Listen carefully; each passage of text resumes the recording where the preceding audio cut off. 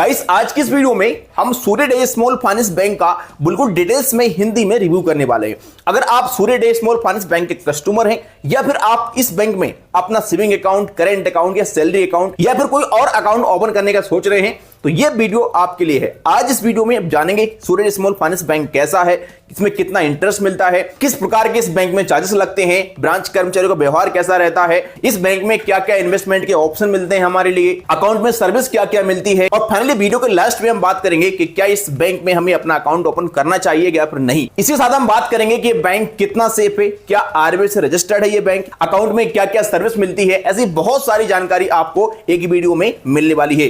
चलो स्टार्ट करते हैं इस वीडियो को और समझते हैं सूर्यडे स्मॉल फाइनेंस बैंक के बारे में सारी जानकारी।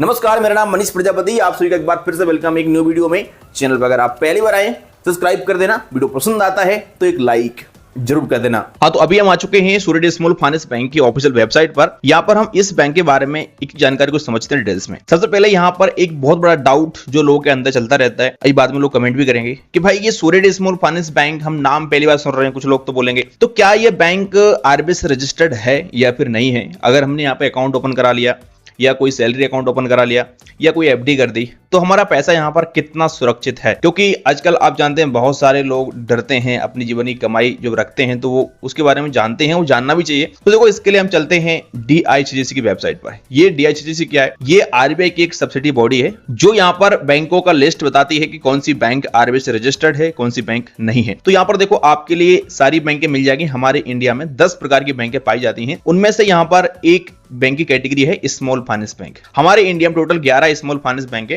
तो यहां पर हम एक बार स्मॉल फाइनेंस बैंक पे क्लिक करते हैं। जैसे हम यहां पे क्लिक करते हैं तो हमारे सामने इस प्रकार की पीडीएफ निकल के आती है। इस पीडीएफ में टोटल यहां पर 11 स्मॉल फाइनेंस बैंकों के नाम बताए गए हैं, आप देख सकते हैं। अब इनमें अगर आप देखें 5वें नंबर पर एक बैंक आपको दिखाई देगी जहां पर लिखा हुआ है सूर्यडे स्मॉल फाइनेंस बैंक लिमिटेड। तो इससे ये बात तो यहां पर क्लियर हो जाती है कि सूर्यडे स्मॉल फाइनेंस बैंक आरबीआई से रजिस्टर्ड है और जो बैंक आरबीआई से रजिस्टर्ड है उसमें 5 लाख रुपए की गारंटी तो आपकी आरबीआई ले लेता है। यानी जब आप इस बैंक में अपना कोई अकाउंट ओपन कर रहे हैं या एफडी कर रहे हैं, आईडी कर रहे हैं तो 5 लाख रुपए आपका 100% सुरक्षित है। अब देखो सूर्यडे स्मॉल फाइनेंस बैंक में बताया गया है कि इस बैंक में 30 लाख से प्लस कस्टमर हैं, 700 से प्लस इनकी ब्रांचेस है पूरे इंडिया में और 7,700 एम्प्लॉय इस बैंक में काम करते हैं और 15 प्लस स्टेट में इस बैंक की ब्रांचेस आपको मिल जाएंगी। इस प्रकार की जानकारी यहां पर बताई गई है। लेकिन एक बात फिर भी आपको बता दूं मैं कि ये जो स्मॉल फाइनेंस बैंक है ये अभी लॉन्च हुई है कुछ सालों से, तो इनकी ब्रांचेस आपको ग्रामीण एरिया में नहीं मिलेंगी। यहां तक कि आपके तहसील या फिर जिले स्तर पर भी शायद ही है इसकी ब्रांच आपको मिले।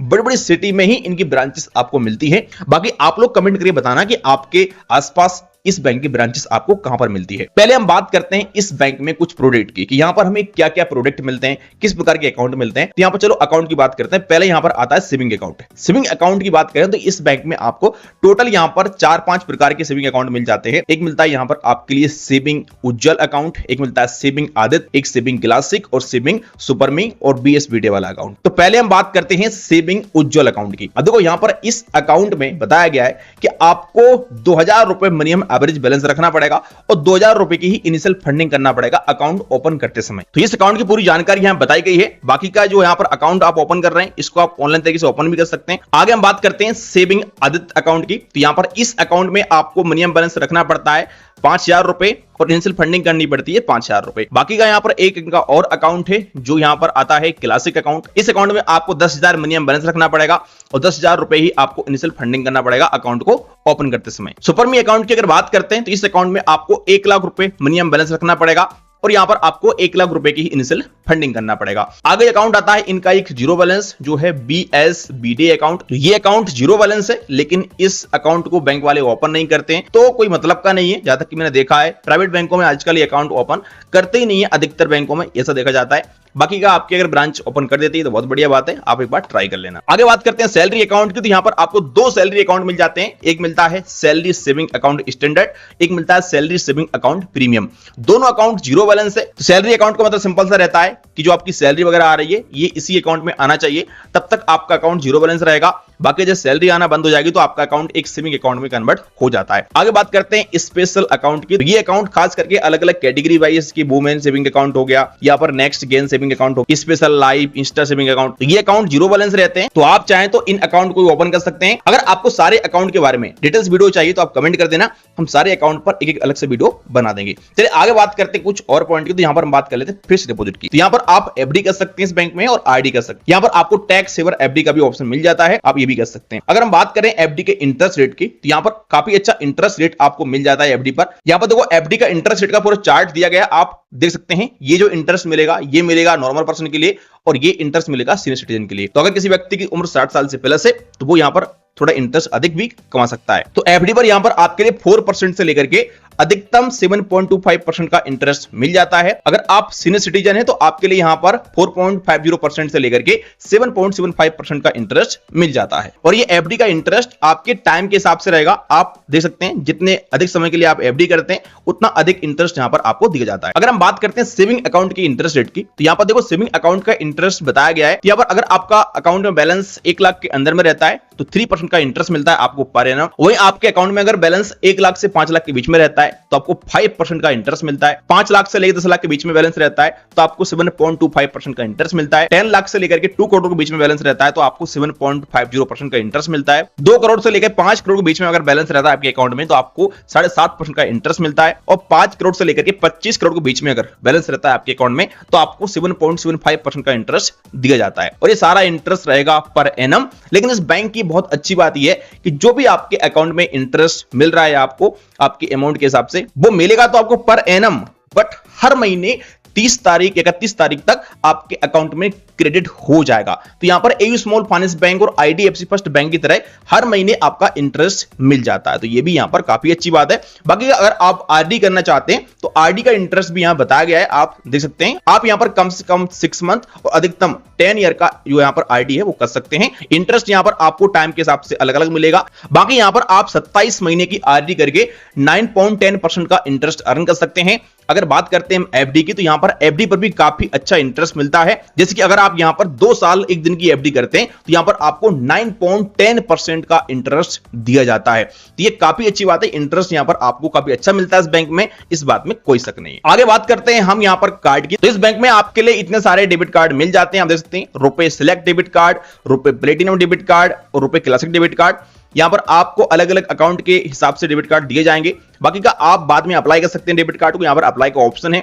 डेबिट कार्ड की डेली लिमिट यहां बताई गई है, कौन से डेबिट कार्ड पे कितनी लिमिट मिलेगी आप देख सकते हैं। जैसे कि अगर आप इस बैंक में रुपए सिलेक्ट डेबिट कार्ड लेते हैं तो आप डेली एटीएम से 2.5 लाख रुपए तक का कैश विड्रॉल कर सकते हैं और डेली पीओएस मशीन पे 5 लाख रुपए तक का ट्रांजैक्शन कर सकते हैं। तो ये भी काफी अच्छी बात है, स्मॉल फाइनेंस बैंक में इतनी अच्छी लिमिट मिल रही है। अगर बात करते हैं हम लोन की, तो इस बैंक में आपके लिए vehicle loan, mortgage loan, home loan और बिजनेस लोन सारे ऑप्शन मिल जाते हैं। लेकिन यहां पर आपको पर्सनल लोन का ऑप्शन नहीं मिलता है। तो ये बात मुझे समझ में नहीं आई भाई। वैसे बैंकों में पर्सनल लोन अधिकतर मिलता है लोगों को, बट यहां पर पर्सनल लोन का ऑप्शन नहीं है। बाकी का आप एक ब्रांच से कांटेक्ट कर लेना, अगर मिल जाता है तो बहुत बढ़िया बात। अगर बात करते हैं हम इन्वेस्टमेंट की, तो यहां पर देखो आपके लिए काफी अच्छे इन्वेस्टमेंट के ऑप्शन मिल जाते हैं। पहली बात तो यह है कि यहां पर आपको कई सारी स्कीम मिल जाती है जो आजकल बैंकों में स्कीम मिलती है आपको, जैसे कि अटल पेंशन योजना, प्रधानमंत्री जीवन ज्योति बीमा योजना, प्रधानमंत्री सुरक्षा बीमा योजना, नेशनल पेंशन स्कीम। तो ये सारी यहां पर आपको मिल जाएंगे।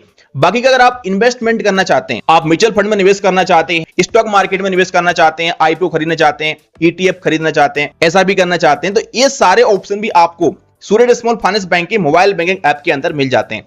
आप अकाउंट ओपन करने के बाद इनका मोबाइल बैंकिंग ऐप डाउनलोड कर लेना और उसके अंदर सारे ऑप्शन आपको मिल जाएंगे। वहां से आप निवेश भी कर सकते हैं और अपने अकाउंट को आप पूरा मैनेज कर सकते हैं। ये यहां पर इनका कस्टमर केयर का नंबर दिया गया है, आप इस नंबर पर कॉल करके कोई भी सहायता प्राप्त कर सकते हैं। अगर आपने अकाउंट ओपन करा लिया तो यहां पर आप रिटेलर बैंकिंग पर क्लिक करके और अपनी नेट बैंक को भी लॉगिन कर सकते हैं। नेट बैंकिंग के अंदर आपको ढेर सारी सर्विस मिल जाती है। बाकी इनका मोबाइल बैंकिंग एप्लीकेशन है प्ले स्टोर पर, तो आप डाउनलोड कर सकते हैं प्ले स्टोर पर और एप्पल स्टोर दोनों पर मिल जाएगा आपके लिए। और मोबाइल बैंकिंग के अंदर आपके लिए ढेर सारी सर्विस मिल जाएगी। इसकी वर्चुअल डेबिट कार्ड देखना होगा, अकाउंट का स्टेटमेंट डाउनलोड करना, पिन जनरेट करना, ऐसी कई सारी सर्विस उसके अंदर आपको मिल जाती हैं। अगर हम बात करते हैं एलिजिबिलिटी की, इस बैंक में कौन कौन से लोग अकाउंट को ओपन कर सकते हैं, तो आपकी एज 18 प्लस होना चाहिए, आप भारतीय नागरिक होना चाहिए, आपके पास ओरिजिनल आधार कार्ड और पैन कार्ड होना चाहिए, तो आप अकाउंट को ओपन कर सकते हैं। बाकी अगर आप ऑनलाइन अकाउंट ओपन करना चाहते हैं तो आपके आधार कार्ड से मोबाइल नंबर लिंक होना चाहिए और आपका पैन कार्ड भी आधार कार्ड से लिंक होना चाहिए। अगर आप अकाउंट ओपन करना चाहते हैं सूर्य स्मॉल फाइनेंस बैंक में, तो यहाँ पर आपको अप्लाई नाउ का ऑप्शन मिलता है, इस पे आप क्लिक करेंगे।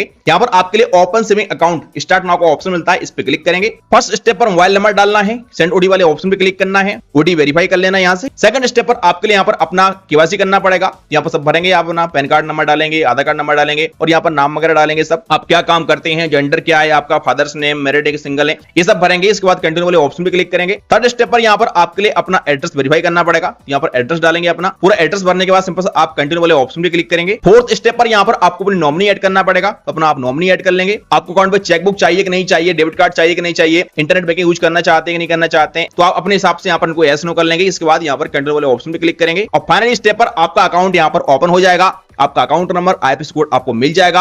आप यहाँ पर वीडियो केवाईसी वाले ऑप्शन पे क्लिक करके अपना वीडियो केवाईसी कंप्लीट कर सकते हैं। इस प्रकार से यहाँ पर आप अकाउंट को ओपन कर सकते हैं। अब अगर आप सूर्य स्मॉल फाइनेंस बैंक में जीरो बैलेंस अकाउंट ओपन करना चाहते हैं तो इसके लिए आप प्ले स्टोर से न्यू कैश नाम से एक एप्लीकेशन है, उसको डाउनलोड कर लेना और उस ऐप से अपना अकाउंट ओपन कर सकते हैं। न्यू कैश एप्लीकेशन से इनका पार्टनरशिप है, तो जब आप अपना अकाउंट न्यू कैश में ओपन करते हैं तो आपका अकाउंट सूर्य स्मॉल फाइनेंस बैंक में ओपन होता है और वो जीरो बैलेंस अकाउंट ओपन होता है। उसी ऐप से मैंने अपना खुद जीरो बैलेंस अकाउंट ओपन किया था, लेकिन अब क्या है ना, उस एप्लीकेशन में केवल स्टूडेंट का अकाउंट ओपन होता है। तो अगर आप स्टूडेंट हैं, पढ़ाई लिखाई करते हैं आप, तो शायद आप अकाउंट ओपन कर सकते हैं। पहले तो सभी का अकाउंट ओपन होता था, बट अब शायद स्टूडेंट का ही अकाउंट ओपन होता है। देखो अगर मैं बात करता हूं इस बैंक में चार्जेस वगैरह की, तो देखो चार्ज के लिए यहाँ पर अलग अलग प्रकार से सभी अकाउंट का एक पीडीएफ बनाया गया है। तो अगर मैं सारे अकाउंट का पीडीएफ आपको बताऊंगा ना, तो भाई वीडियो कम से कम 1 घंटे का हो जाएगा। तो मैं आपको एग्जांपल के लिए एक अकाउंट को दिखा देता हूं, बाकी का आप अपने हिसाब से यहां पर देख लेना। तो देखो चार्ज के बारे में बताया गया है, यहां पर आप देख सकते हैं कि अगर आप मिनिमम बैलेंस नहीं रखते हैं अपने अकाउंट में, आपको यहां पर चार्जेस देना पड़ेगा। चार्ज किस प्रकार से रहेगा यहां पर आप देख सकते हैं। मंथली स्टेटमेंट आपकी मेल आईडी मिल जाएगा, कोई चार्ज नहीं है इसका।